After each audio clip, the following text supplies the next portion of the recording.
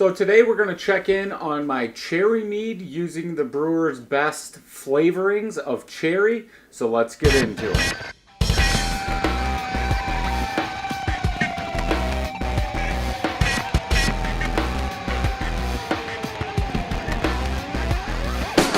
Welcome back, everybody. So we are going to check in on the cherry mead. Now, we've already taken a second tasting of the chocolate and a third tasting of the peach. Now, those are ready to go, so it's time for the cherry. So almost, I would say, in between the chocolate and the peach, I've used almost a little bit more than half of the cherry in this and in the chocolate.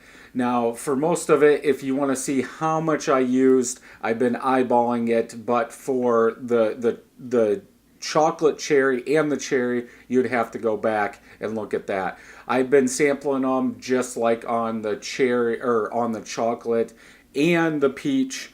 I brought these out at our 4th of July party and tasted them, and if I didn't think they were right, I did add a little bit more. So from the last cherry tasting to this one, I have added a little bit more. It is cloudy. The difference with this one, when it's been sitting, and as you can see, my water level is down to here, so it has evaporated a lot of it in the 3 months or so. But this one had like a film around the very top of it. The other ones did not, so I'm not sure what that is, but I do have settlement and stuff. I'm guessing that's yeast that got in from the catalyst when I transferred everything to the 1 gallon carboys. So this is a 7.5% ABV. I wasn't going for a strong mead. So if we look at the color, it is hazy, very light yellow, just like the rest of them.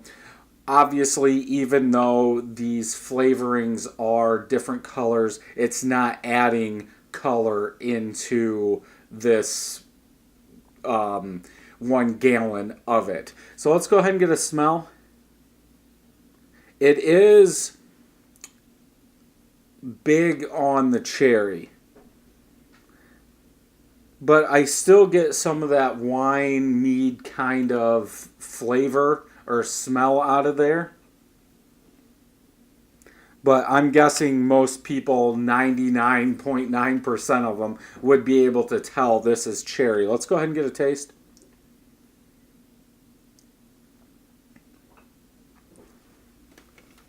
Very light. Obviously, we're not going for a big ABV on these meads.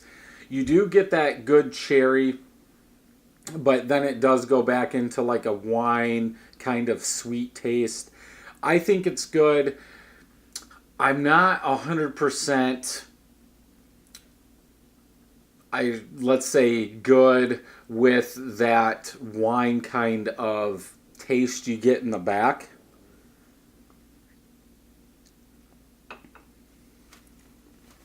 I think it blends in, but I'm not a big wine person. So I think this could use for some back sweetening. So taking some honey, maybe heating it up and putting it back in here to bring that sweetness back up. It is a little bit on the dry side. I don't know if that's just from the cherry, because I didn't really get that dry finish in the other ones.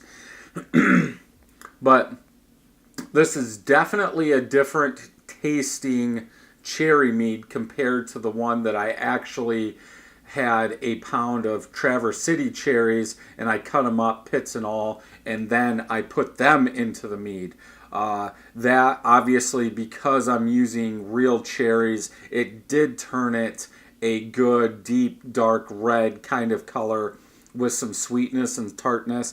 This, you get the cherry flavor, but you don't get the tartness that it brings with the cherries.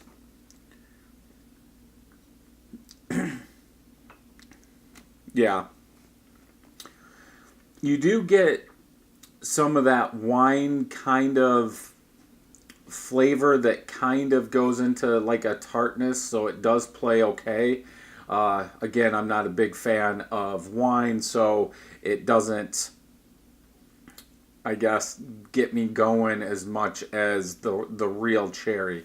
Obviously, just like in the other two, I think if you use real cherries, it's going to turn out better. But you are going to lose some of that mead, some of that liquid, because those cherries are going to absorb it. Then when you transfer it, you're going to leave some in there. I guess you could strain it and maybe put a paint bag over it so nothing gets in there, and let everything seep out for a day or two, then take them off and then cap it. But yeah, nothing bad about this. I think maybe for the first time, if you want to get into it and you want to see how much you like it, I think the Brewer's Best extract is a good way to go. But just try and remember, you're not going to get that tartness. You're not going to get that real cherry kind of taste from using an extract versus, you know, the real thing. I think this would go better probably in a beer than it does in this, if you weren't going for that, like a tart beer, like a blonde or an ale. If you were going something darker, I think this extract would be good. But because I have made that cherry mead with real cherries, I can tell the difference in this. But yeah, I think this is ready to be bottled, so I will bottle it soon. We'll have another review when it's cold.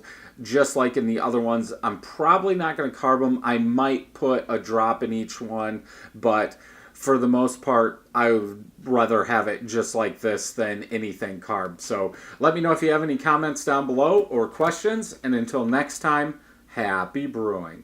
If you like this video, make sure you hit that subscribe button and thumbs up, and check out some of our other videos.